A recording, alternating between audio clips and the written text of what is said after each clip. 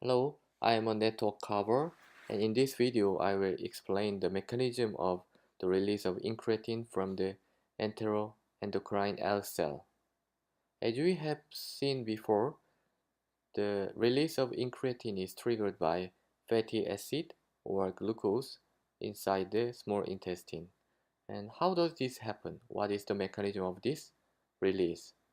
Firstly, glucose lead to the release.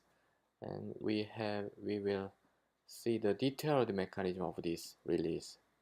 Firstly, the glucose move inside the cell, in this case enteroendocrine L cell, through the SGLT, the sodium glucose cotransporter. So the glucose as well as the sodium transported inside the cell, and the sodium, because the sodium has a positive charge, the membrane potential go into depolarization. Then this depolarized membrane potential also increases the possibility of opening of voltage-gated calcium channel. And then the intracellular calcium concentration will increase, which leads to the release of GLP-1 from the enteroendocrine L cell by the mechanism of exocytosis of secretory vesicles. And in addition, the glucose can also move into the cell with the help of GLUT2, the glucose transporter type 2.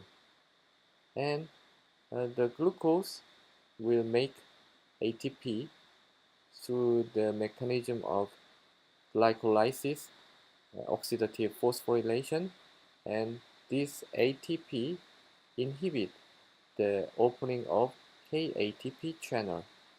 This KATP channel is the same KATP channel we have seen before here.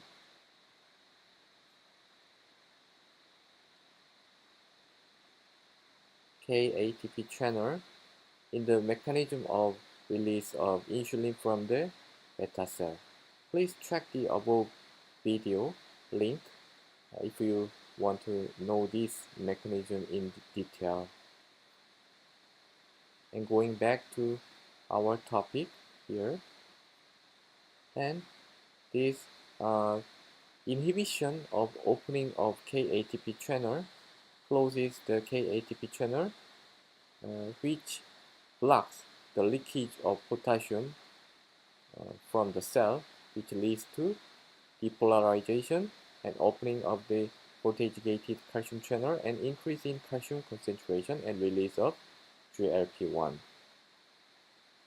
And what is the mechanism of release of GLP-1 triggered by fatty acid? It is slightly different, not like totally different, because fatty acid directly activates the G protein receptor in the surface of the cell, and through the GQ, the PLC is increased, which converts the PI-P2 inside the cell into IP3 and DAG. And these two molecules all increases in the leads to increase the calcium concentration, which leads to the release of GLP-1.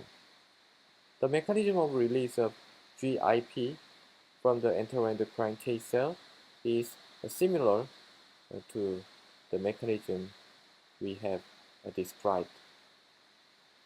Thank you for listening.